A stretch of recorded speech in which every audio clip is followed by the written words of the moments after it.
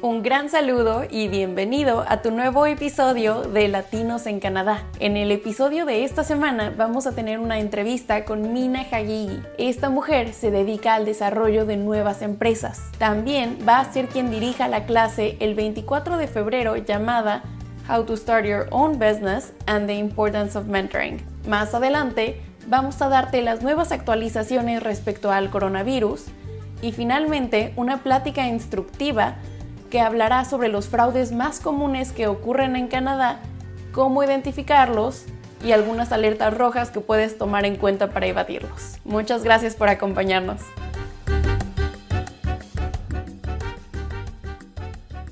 Y este es tu COVID Update de Latincover. Después de haber alcanzado un promedio semanal de hasta los 8,000 casos nuevos por día durante las primeras semanas de enero, gracias a las nuevas restricciones, el promedio semanal ha bajado hasta los 3,000 casos diarios. Aunque se estima que podemos estar al final de la segunda curva, las autoridades temen una tercera curva aún mayor debido a las nuevas variantes del virus. La Agencia de Salud Pública en Canadá está trabajando en monitorear e identificar las variantes de cerca, en especial las principales originadas en el Reino Unido, Sudáfrica y Brasil. El peligro de estas se debe a que pueden ser más contagiosas e incluso más agresivas, y ya se han encontrado casos positivos en 8 de las 10 provincias del país. Finalmente, en cuanto a las nuevas restricciones, a partir del 22 de febrero, las personas que ingresen a Canadá tanto vía aérea como terrestre tienen que someterse a una prueba de COVID-19 tanto al momento que ingresen al país como después de 14 días. Bueno, muchas gracias. Yo soy Karina Guzmán y este fue tu COVID Update por Latincover.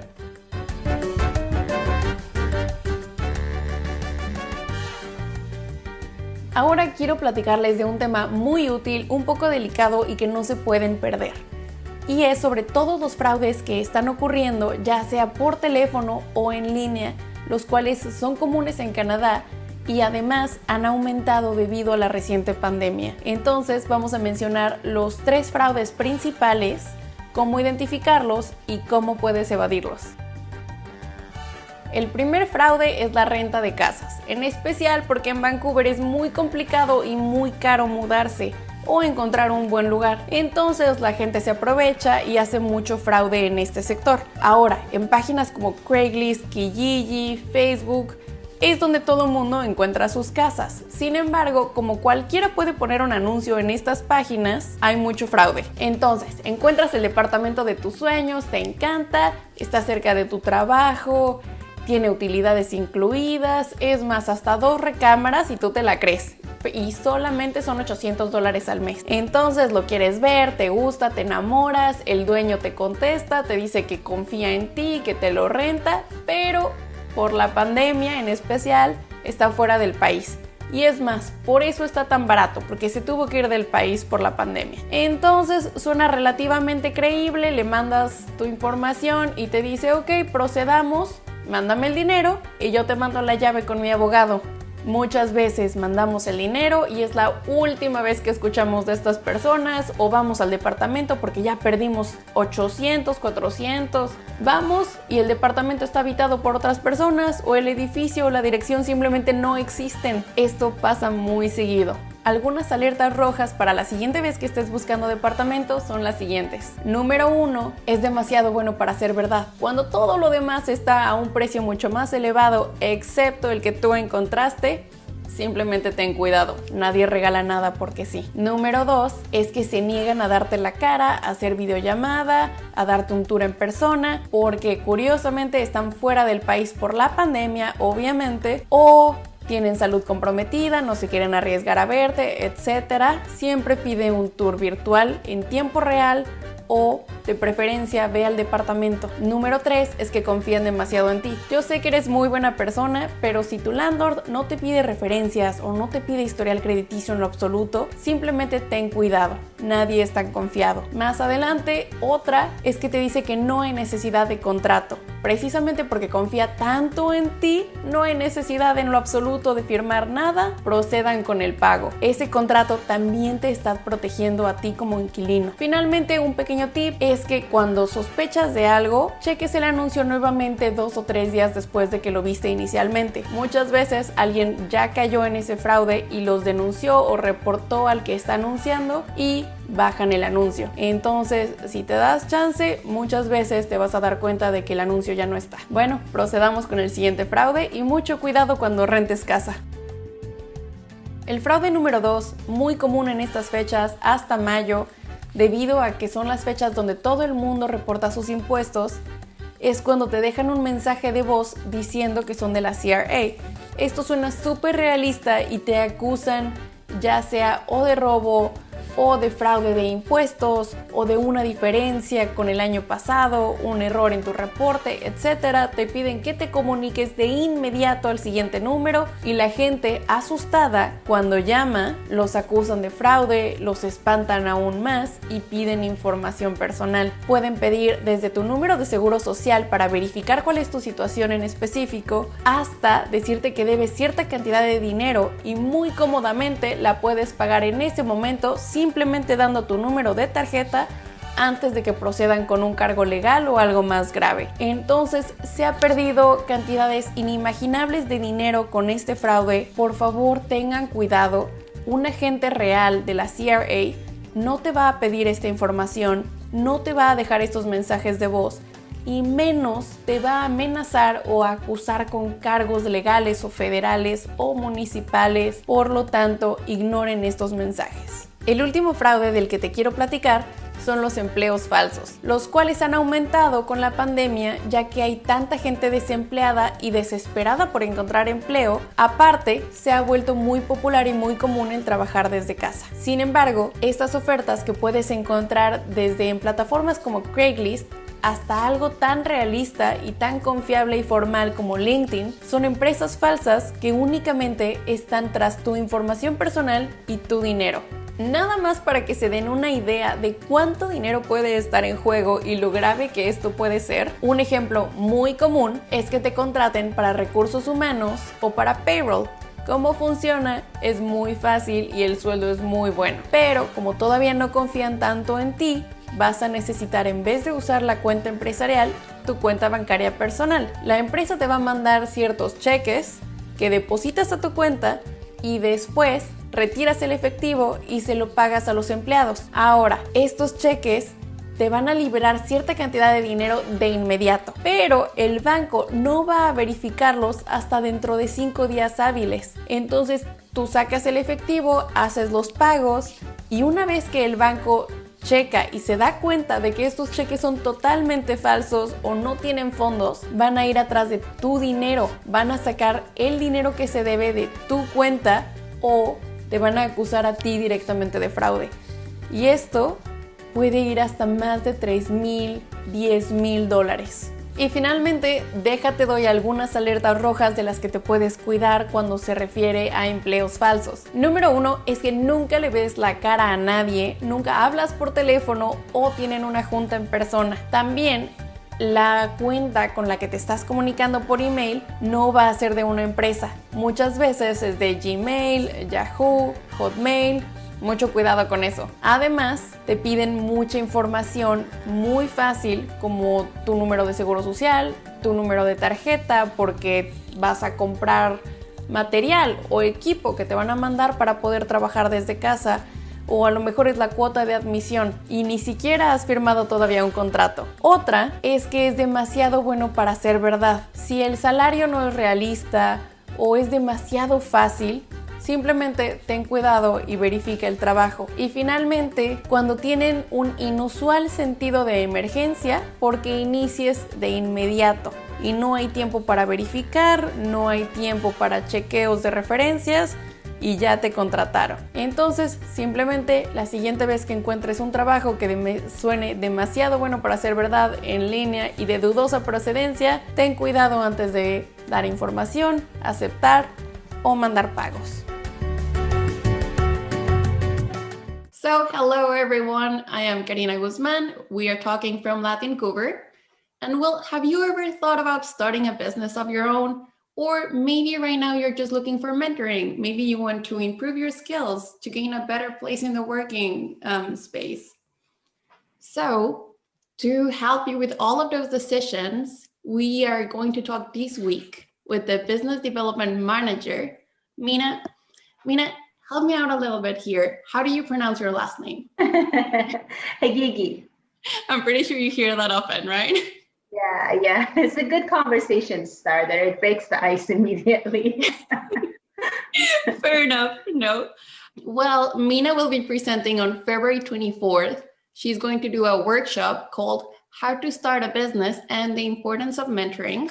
So Mina, let's begin with tell us a little bit about yourself. Where are you from? How did you started with mentoring? Why do you love it? Thank you so much for having me. I'm excited to be speaking to you today and also go to the event next week.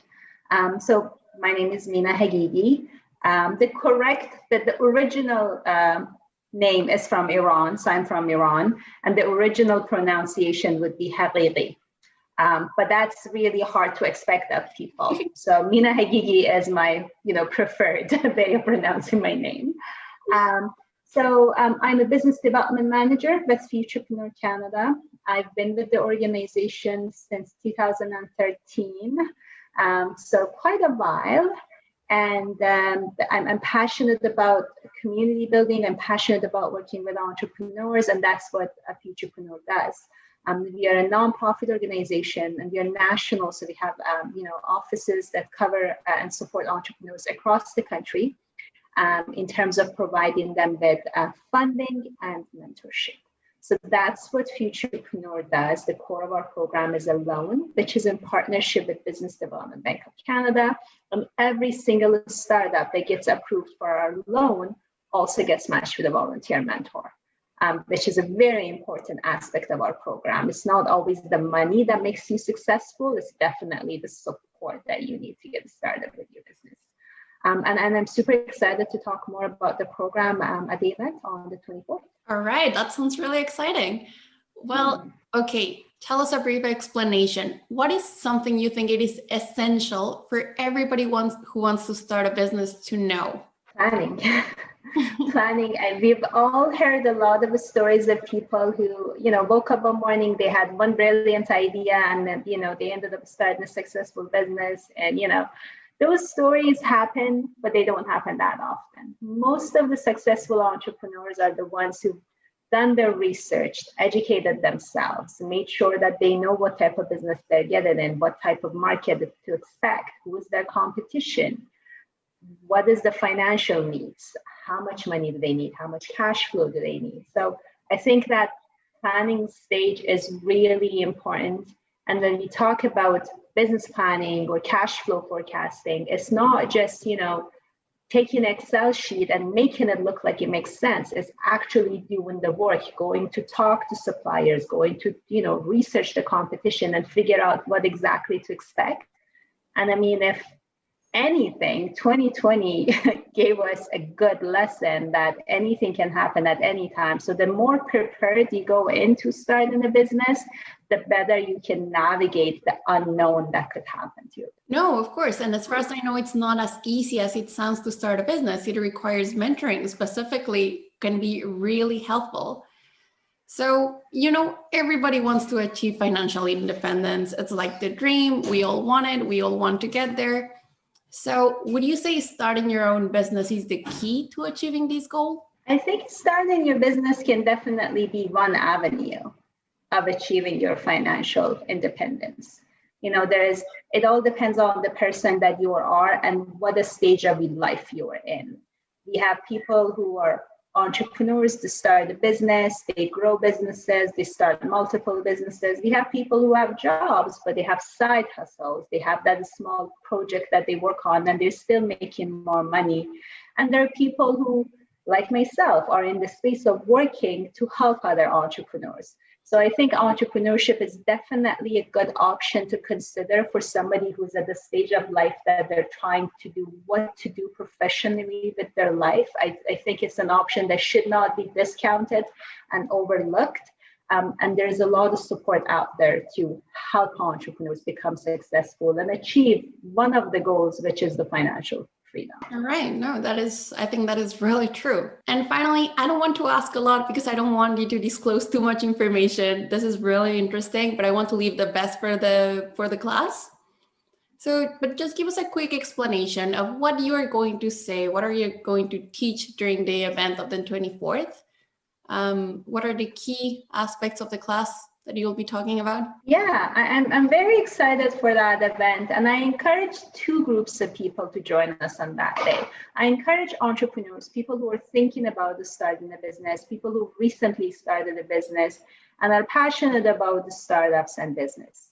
But I also encourage people who have experience starting a business, people who have been there, started their own business, or worked in the space that supports entrepreneurs. Because again, the two aspects of Futurepreneurs offering is a loan to help entrepreneurs start a business, but also we have a huge network of people who are experienced, who are willing to mentor and give back. So at that event, they'll definitely talk about how Futurepreneur can support you in starting a business, what are our workshops, what are our coaching services that we provide in-house.